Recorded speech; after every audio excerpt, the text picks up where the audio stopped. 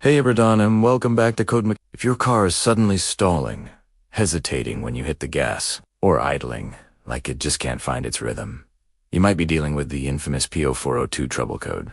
What does that mean? In simple terms, it is telling you that your engine is getting an excessive flow of exhaust gas from the EGR system. Don't worry, it sounds more complicated than it is. Today, we're going to break down exactly what P0402 is, what causes it, and how you can fix it yourself. So grab your tools, and let's get that engine running smoothly again. First, let's quickly cover what the EGR system does. EGR stands for Exhaust Gas Recirculation. Its job is to take a small amount of exhaust gas and route it back into your engine's combustion chambers. This might sound counterintuitive, but it actually lowers the combustion temperature, which significantly reduces harmful NOx, or nitrogen oxide emissions. It's a key part of your car's emissions control system. The P0402 code gets triggered when your car's computer, the ECU, detects that way too much exhaust gas is being recirculated when it shouldn't be. Think of it like a faucet that's stuck wide open, flooding the system. This excess and burnable gas messes with the air-fuel mixture, leading to those classic symptoms: stalling, rough idling, hesitation, and a general lack of power. You'll almost certainly see that check engine light pop on as well. So, what's causing this flood of exhaust gas? The number one culprit, in the vast majority of cases, is a stuck-open EGR valve. Over time, carbon deposits from the exhaust build up inside the valve. This gunk can physically jam the valve's pintle, or plunger, in the open position. When it's stuck open, exhaust gas is constantly flowing into the intake manifold, even at idle or low speeds when the valve should be completely closed. This is why you get that rough idle, and stalling the engine is essentially choking on its own exhaust. Another common cause is a faulty sensor that controls the EGR valve. Many modern systems use an EGR pressure sensor or a position sensor to tell the ECU how much the valve is open and how much gas is flowing. If this sensor is sending incorrect, high-flow readings to the computer, the ECU might think there's a problem.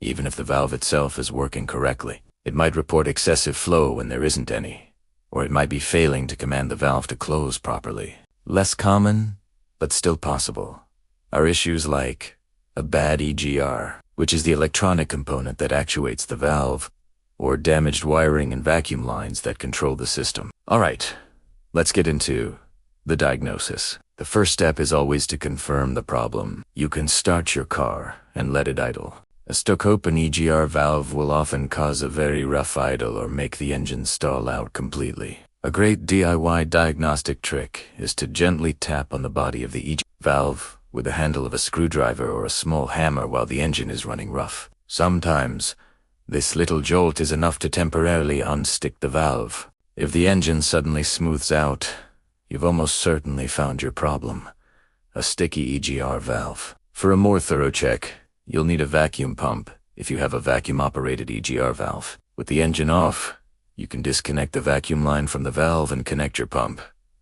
Apply vacuum. The valve should hold the vacuum without leaking down. If it doesn't, the diaphragm inside is ruptured, and you'll need a new valve. While applying vacuum, you should also be able to see the pintle move. When you release the vacuum, it should snap back shut decisively. If it moves slowly or gets stuck, it's gummed up with carbon. If your system is electronic, you'll need a good scan tool that can command the EGR valve to open and close. You can monitor the sensor data to see if the valve is responding to the commands as it should. This will also help you determine if your problem is the valve itself or a faulty sensor giving bad information. Do you want to forget to visually inspect all the vacuum hoses for cracks and check the electrical connector for corrosion or damage? Now, for the fun part.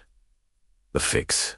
If you've determined the valve is just sticking due to carbon buildup, the most cost-effective solution is to clean it. You'll need to remove the EGR valve from the engine. Be sure to have a new gasket on hand, as you should always replace it. Once the valve is off, you can use a good quality carburetor cleaner, or a dedicated EGR valve cleaner and a set of small wire brushes to scrub out all the carbon deposits. Pay close attention to the pintle and the seat where it rests. Get it as clean as possible so it can move freely and create a perfect seal when closed. After cleaning, reinstall it with the new gasket, clear the codes, and take the car for a drive. However, if cleaning doesn't work, or if you found that the valve's diaphragm was ruptured or the electronic part failed. Replacement is your only option. The good news is that on most vehicles, replacing the EGR valve is a straightforward job that only requires basic hand tools. Simply unbolt the old one, put the new one in with a fresh gasket, and reconnect everything. The same goes for a faulty EGR sensor or solenoid.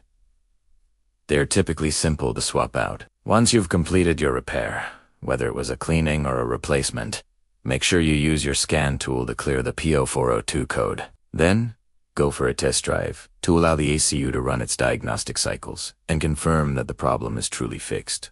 And that's how you diagnose and fix a P0402 excessive EGR flow code. It's usually a simple fix that you can definitely tackle in your own garage. Thanks for tuning in to CodeMechanic. If this video helped you out, please give it a thumbs up. Drop a comment below with your experience. And don't forget to subscribe for more DIY auto repair guides. We'll see you on the next one.